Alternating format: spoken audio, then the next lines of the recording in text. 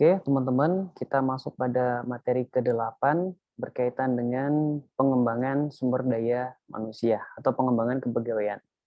Di mana ya, materi ini adalah materi ke-8 artinya eh, sangat berhubungan dengan materi-materi sebelumnya ya yang kita belajar dengan eh, dosen sebelumnya ya dengan Pak Hozin terkait dengan manajemen kinerja pegawai, pengadaan, perencanaan ya dan bahkan MSDM yang sifatnya lebih umum atau luas di situ.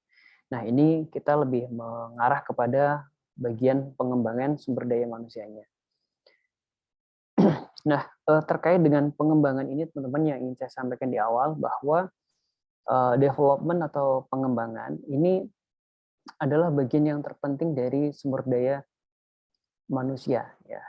Karena kalau sumber daya manusia yang mungkin kita sering sebut sebagai uh, apa ya personalianya atau personnya atau orangnya, orangnya saja untuk bekerja itu penting. Tapi ketika orang yang hanya bekerja seperti itu saja tanpa ada pengembangan, maka ya tidak akan bisa mengikuti perkembangan tuntutan kebutuhan baik kebutuhan perusahaan maupun kebutuhan konsumennya, entah itu dalam hal ini adalah masyarakat, publik atau mungkin pasar tertentu kayak gitu.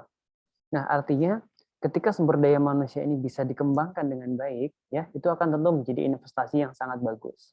Sementara sebenarnya kalau SDM saja, yaitu adalah investasi, tapi investasinya tidak berkembang, ya stagnan gitu. Tapi ketika SDM itu bisa dikembangkan, ya ada development-nya di situ, maka investasinya akan naik, kayak gitu. Ya, jadi bukan hanya sekedar tabungan, tapi tentu akan berkembang dan akan menguntungkan bagi pemilik dari SDM itu. Ya. Nah, sasaran pengembangan SDM. Nah, ini tentu perlu kita pilah ya, di mana di dalam SDM itu punya standar masing-masing. Ya, selain standar apa namanya kualifikasinya, kualifikasi itu berarti tergantung dari bidang pekerjaannya, job desk-nya, ya, bergantung pada strata pendidikannya juga, bergantung pada bidang keilmuan atau keahliannya juga. Tentu pengembangannya berbeda di situ. Nah, namun secara mendasar yang perlu kita awali adalah sasaran pengembangan yang perlu kita pilih pertama adalah pegawai lama atau pegawai baru.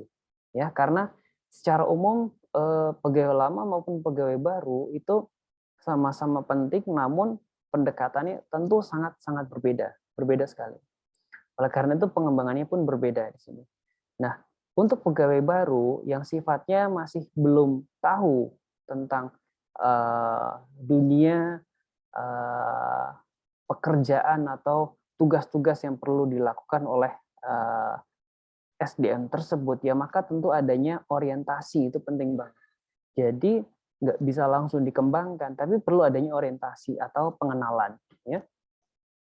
Pengenalan atau orientasi itu sifatnya memperkenalkan terkait dengan iklim budaya, visi, misi, tujuan ya program kerja, kegiatan, hingga peraturan-peraturan yang sifatnya dari umum sampai ke khusus di situ. Nah, ini penting agar bisa dikelola dengan baik, agar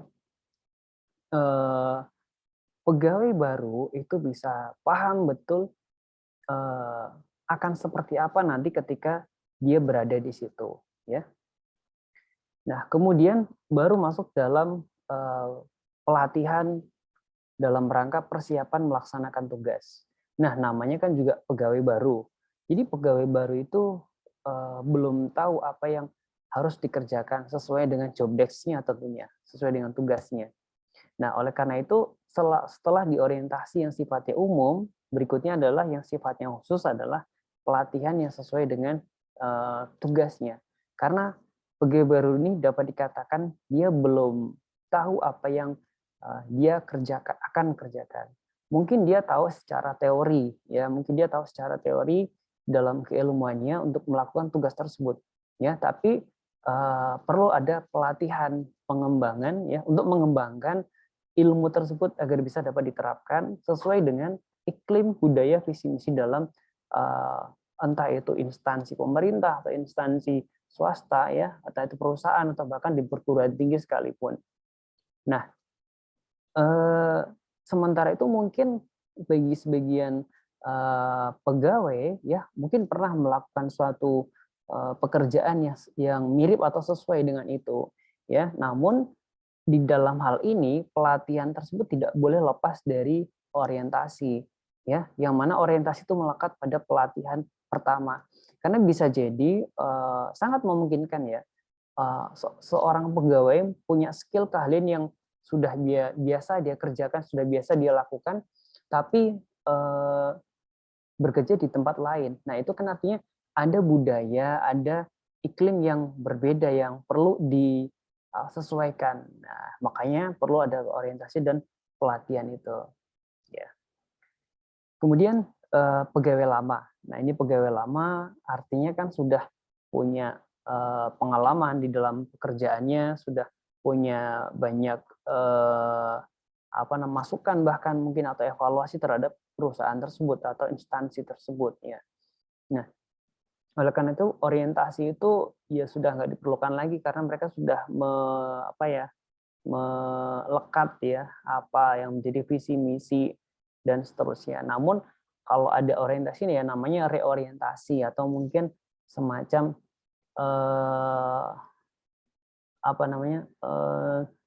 karakter building atau mungkin semacam kegiatan-kegiatan yang sifatnya meningkatkan komitmen seperti itu.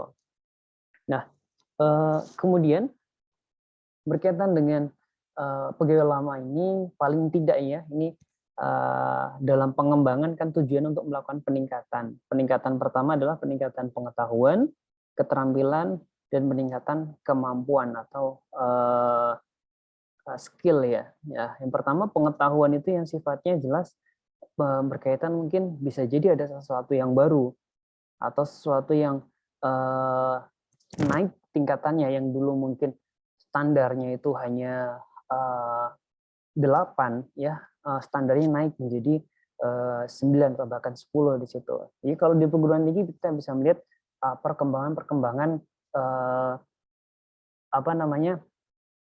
kebijakan-kebijakan dari pemerintah yang harus kita sesuaikan di situ. Seperti ya termasuk dalamnya adalah akreditasi. Akreditasi semakin lama semakin meningkat di situ. Termasuk juga di dalam institusi pemerintah ataupun swasta yang semakin kesini terus meningkatkan tuntutan perubahan zaman, ya, di mana diikuti dengan perubahan kebijakan-kebijakan dari negara, ya, kebijakan dari pemerintah yang kemudian mau tidak mau, ya, instansi-instansi swasta ataupun pemerintah sendiri harus menyesuaikan di situ. Ya. Kemudian peningkatan keterampilan. Jadi keterampilan ini tujuannya lebih kepada untuk melatih orang tersebut ada kekreativitasan, ya, atau bahkan hingga menimbulkan adanya inovasi-inovasi atau pembaruan yang memperbaiki atau bahkan ada semacam terobosan-terobosan yang justru berhasil membuahkan kebaikan pada instansi atau perusahaannya. Yang ketiga ini peningkatan kemampuan atau kapasitas. Ini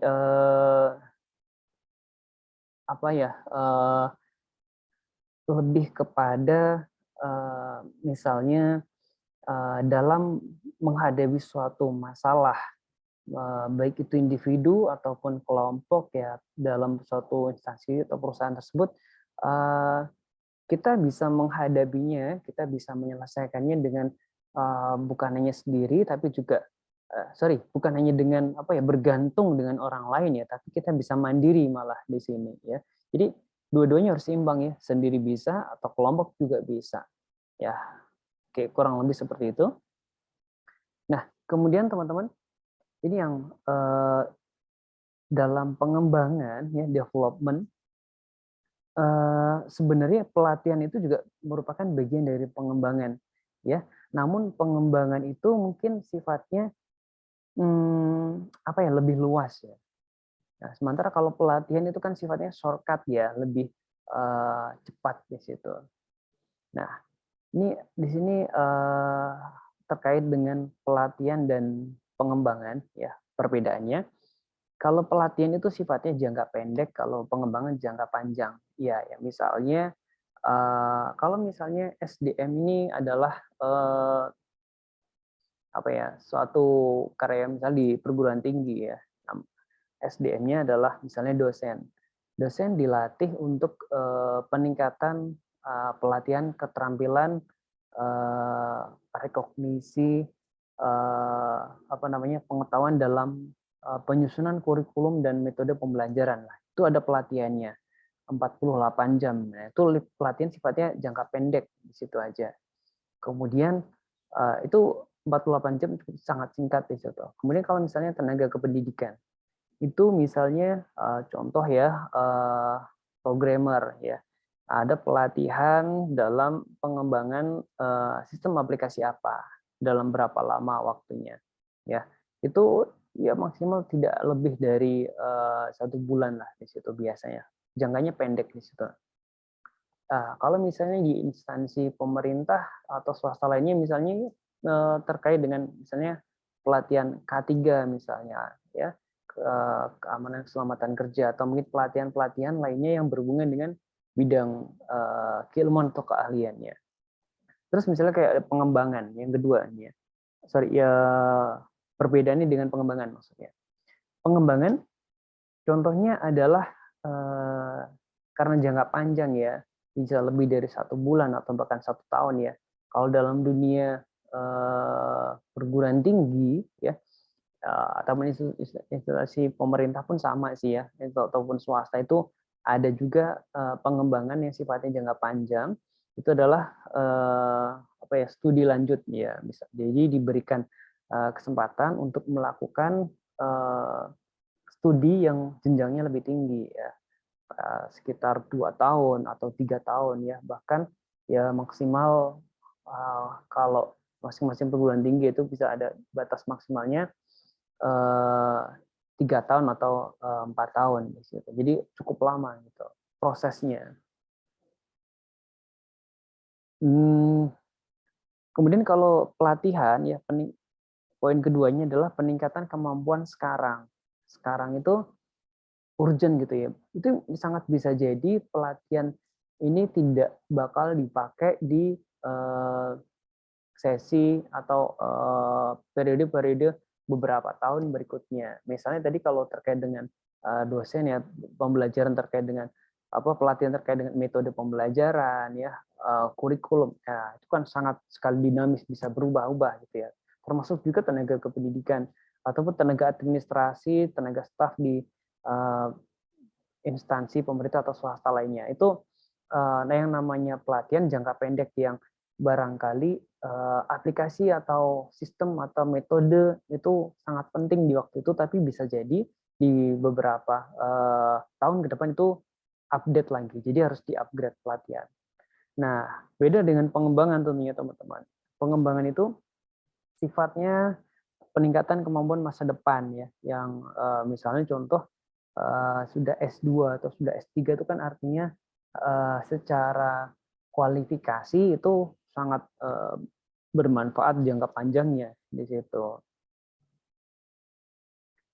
Kemudian pelatihan itu poin ketiganya mendukung tugas saat ini, kalau pengembangan mendukung tugas baru ke depan. Ya, ya. Itu sudah nyambung relevan dengan yang poin kedua tadi. Ya, berikutnya manfaat pelatihan dan pengembangan. Ini cukup jelas ya, bisa nanti diperdalam. Yang poin pertama tentunya adalah untuk meningkatkan produktivitas kerja organisasi. Produktivitas kerja itu ya berarti output bahkan outcomes yang diharapkan dalam suatu organisasi atau perusahaan atau instansi pemerintah maupun swasta. Contoh kalau misalnya di instansi pemerintah ya, misalnya dalam suatu layanan publik ya, itu produktivitasnya pelayanan jadi lebih cepat, efektif, efisien, masyarakat menjadi puas ya, dalam berapa menit ya itu bisa selesai, ya, mengurus akte kelahiran, KK, ya, mengurus apa ya, apa namanya, pelayanan-pelayanan BPJS lainnya gitu ya. Kalau di perguruan tinggi mungkin bisa luarannya adalah menghasilkan mahasiswa yang cepat lulus gitu ya, bahkan lulus mendapatkan pekerjaan yang luar biasa ya, artinya berdampak, bukan hanya output tapi outcomes juga di situ, yang mana mungkin bisa memberikan keuntungan bagi masyarakat terhadap ilmu yang telah dihasilkan tersebut gitu ya, dan lain sebagainya. Silakan nanti bisa diperdalam kembali di situ. Nah, ada beberapa langkah dalam pengembangan SDM tentunya, yang mana pengembangan ini apa ya, ada langkah-langkah yang tidak bisa kita serta-merta melakukan pengembangan aja. Jadi ada prosesnya tentunya. Yang pertama tentu kita melakukan pengembangan berdasarkan pada kebutuhan ya. Kebutuhan ini sifatnya bisa tadi untuk jangka pendek atau jangka panjang, atau bahkan kebutuhan ini sifatnya rutin ya, atau mungkin kebutuhan yang sifatnya insidentil. Nah, tapi kita harus bisa mempersiapkan kebutuhan tersebut tanpa apa namanya merusak program kerja yang sudah dipersiapkan di situ. Nah, kebutuhan ini misalnya eh, contoh sederhana kalau di perguruan tinggi ya, kalau misalnya jumlah dosen tidak memenuhi rasio mahasiswa ya, maka artinya program studi tersebut membutuhkan SDM dosen untuk menjadi pengajar di situ ya, untuk menjadi pendidik di situ ya. Kemudian misalnya itu pengadaan ya. Kalau dalam pengembangan ya, dalam pengembangan ya, misalnya di dalam dosen tersebut masih S2 saja, sementara mahasiswanya semakin banyak dan program studi semakin ditingkat tuntutan profesionalitasnya, maka dilakukanlah pengembangan berupa studi lanjut seperti itu. Ya, ini sorry, tadi saya memberikan contoh pengadaan ya, pengadaan SDM. Ini maksudnya pengembangan berarti ya bisa berupa pelatihan ataupun pengembangan yang sifatnya tergantung ya, itu untuk saat itu, atau pengembangan yang sifatnya jangka panjang. Yang kedua, penentuan sasaran. Sasaran ini tergantung dari bidang keahliannya, bidang kapasitasnya ya, yang mana antara unit pekerjaan satu dengan unit pekerjaan yang lain tentu sangat berbeda. Oleh karena itu, proses pengembangannya juga berbeda di situ. Yang ketiga, penetapan isi program. Nah, programnya apa aja? Jadi harus terstruktur betul-betul agar bisa melihat awalan seperti apa dan akhiran yang berdampak itu seperti apa. Ya, jadi terarah gitu. Yang keempat adalah identifikasi prinsip-prinsip belajar. Oke, nilai-nilai ya, ya agar tidak terlepas dari orientasi yang pernah saya singgung di slide sebelumnya. Ya, misalnya terkait dengan nilai-nilai keislaman, nilai-nilai apa namanya amanahnya, nilai apa ya profesionalnya, nilai kebermanfaatnya dan lain-lain. Tergantung masing-masing instansi seperti apa. Prinsipnya harus tertuang dalam bentuk pelatihan itu. Nah, kemudian baru dilaksanakan program itu ya, berapa waktu, entah itu jangka pendek atau jangka panjang. Kemudian identifikasi manfaatnya apa. Di apa ya, manfaat ini apakah bisa kita lihat secara langsung atau kan nanti berproses gitu. Yang terakhir adalah penilaian pelaksanaan program ini, evaluasinya gitu.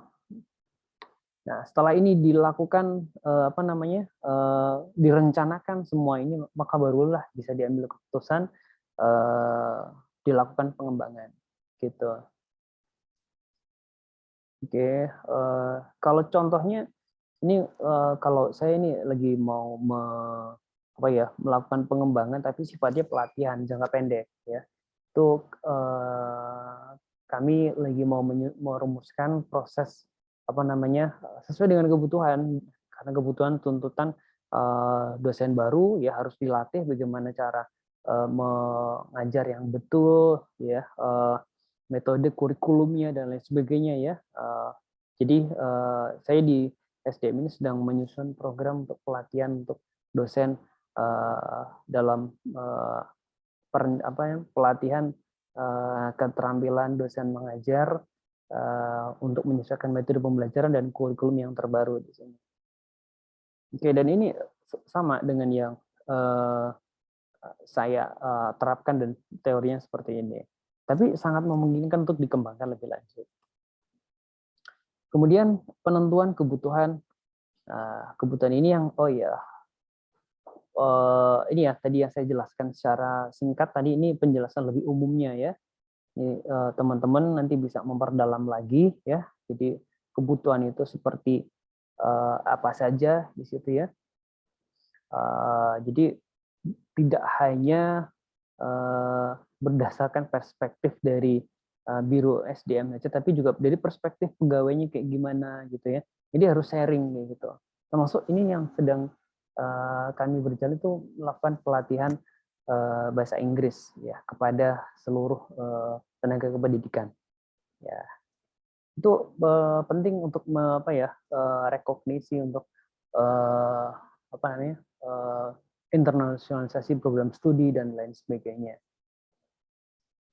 Nah, ini tadi sasaran ya, teknikal perilaku ini tadi kalau saya singgung di atas, sasaran itu tergantung kepada siapanya ya, antara bidang keahlian satu dengan yang lain kan tentu berbeda ya, sifat lebih kepada teknis ya, sifatnya teknikal ataukah perilaku ya, semacam sikap atau mungkin keputusan. Ya, jadi tergantung. Ini tadi tujuan sasaran, ini sudah ya. Ini penentuan programnya. Jadi antar kebutuhan dengan sasaran harus relevan. Oke, jadi prinsip-prinsip tadi ya sudah saya singgung, yang ini harus meliputi mencakup atau merepresentatifkan iklim dari instansi tersebut ya. Misalnya yang tadi saya singgung berdasarkan nilai-nilai Islami atau nilai-nilai profesionalitas ya, kebermanfaatan dan lain sebagainya. Itu masing institusi satu dengan lainnya berbeda-beda. Berikutnya ini ya, silakan nanti diperdalam prinsip-prinsip yang bisa berupa partisipatif ya, repetisi, relevansi dan seterusnya. Nah, kemudian barulah dilakukan pelaksanaan program, baik itu pelatihan yang sifatnya jangka pendek ataupun pengembangan yang sifatnya jangka panjang di situ. Nah, kemudian kita lakukan penilaian. Ya, penilaian ini sebenarnya mirip ya dengan yang terakhir ya, evaluasi tadi, ya, yaitu bisa kita uji ya dengan pretest ya kebermanfaatan. Ini mudeng apa enggak sih? Ada kenaikan enggak sih? Kemudian ada peningkatan enggak sih orang tersebut telah dilakukan pelatihan atau pengembangan gitu, atau masih sama-sama aja gitu ya. Barangkali orangnya yang memang nggak paham dilatih, atau mungkin jangan-jangan salah program kerjanya. Nah, ini yang penting banget untuk dilakukan pengembangan gitu teman-teman. Nah, terakhir adalah rencana tindak lanjut. Setelah dilatih, setelah dikembangkan, maka adalah apa tindakan yang akan dilakukan berikutnya haruslah bisa berkelanjutan. Ya, jadi jangan mandek untuk pelatihan buang-buang anggaran aja, enggak. Ini sangat disayangkan sekali.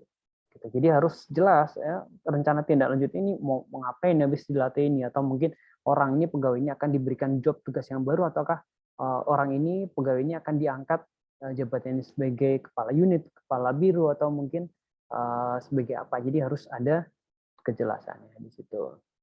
Oke, sekian teman-teman yang bisa saya sampaikan melalui forum Zoom ini. Silakan jika ada yang belum jelas, ada pertanyaan atau tanggapan bisa disampaikan.